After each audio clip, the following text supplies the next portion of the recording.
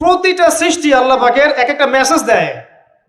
ঠিক মেয়ে মানুষও একটা মেসেজ দেয়। কি মেসেজ? আল্লাহ পাক মানুষকে সবচেয়ে সুন্দর করে সৃষ্টি করেছেন, আর মানুষের মধ্যে মেয়েদেরকে সবচেয়ে বেশি সুন্দর করে সৃষ্টি করেছেন। আল্লাহ পাকের সবচেয়ে সুন্দর সৃষ্টি হচ্ছে মেয়েরা, এবং তারা খুব নরম হয়, নরম, প্রজাপতি ধরার মতো। প্রজাপতিকে ধাপ করে ধরতে পারবেন না আপনি। শক্ত করে ধরতে গেলে প্রজাপতি নষ্ট হয়ে যাবে, মরে যাবে। প্রজাপতিকে কোমল ভাবে ধরতে হবে। ঠিক মেয়েদের সামনেও আপনার কোমল থাকতে হবে। বেশি হার্ড হতে যাবেন, শেষ। আমি আপনার গার্লফ্রেন্ডের সামনে কোমল হতে বলি নাই, আপনার ওয়াইফের সামনে হতে বলেছি।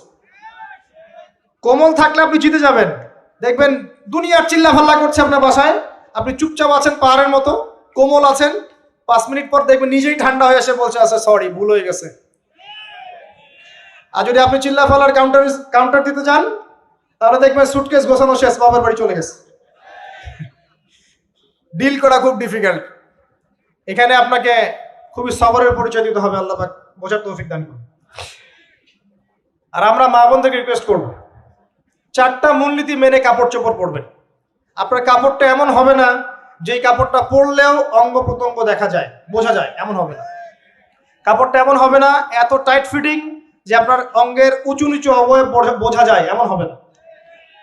কাপড়টা এমন হবে না যেটা অমুসলিমদের পোশাক, আর কাপড়টা এমন হবে না যেটা পুরুষদের পোশাক।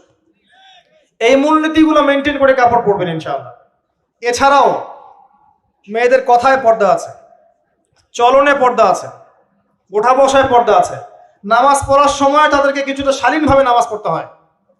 তাদের চোখের দৃষ্টির মধ্যে পর্দা আছে। এগুলো কে শিখাবে এখনকার মেয়েদেরকে? সবসময় বিজি দেখবেন নতুন কোন সিরিয়াল আসছে, নতুন কোন ফ্যাশন আসছে, নতুন কোন পার্লারে কি আসছে, কোন কাটিং আসছে, কোন নায়িকা আসলো। ওই যে বাংলাদেশে কোন এক নায়িকা আসছে, তাই নিয়ে মিডিয়াতে এমন তোলপাড়, মনে কি নাকি একটা অবস্থা।